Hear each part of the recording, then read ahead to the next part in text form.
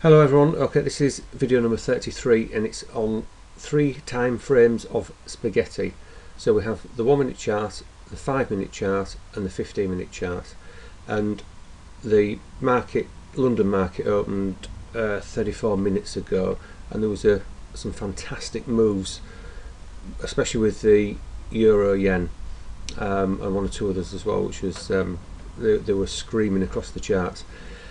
What I want to talk briefly this morning is, obviously with these 3 charts we're zooming in to a macro level as we get lower and lower, but one point I must just press forwards first is the green line on each chart is set for London Open, so it's 7 o'clock, sorry 8 o'clock, my charts are an hour behind, so 8 o'clock, but bear in mind that this is candle open and close, so this one, even though it says 7 o'clock, that candle has closed at 5 minutes past 7 or 5 minutes past 8 UK time.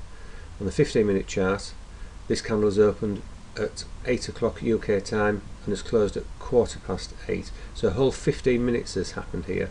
So obviously these lines have grown, they've developed, and they've obviously aged in that time frame.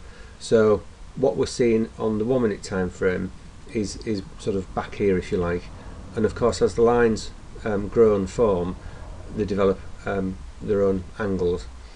So what I'm wondering is there some way of creating an indicator so we can look at these as they form? And it's alright looking back in time because we're getting a slightly distorted view in doing that, but in real time could we maybe create an indicator so that we can look at this one and say, okay, I mean, just for example, we had a nice move on the euro yen this morning.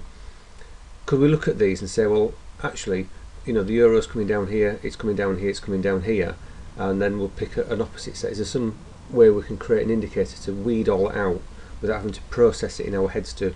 Because it's very fast moving, especially on as the market opens, especially on a 1 minute chart.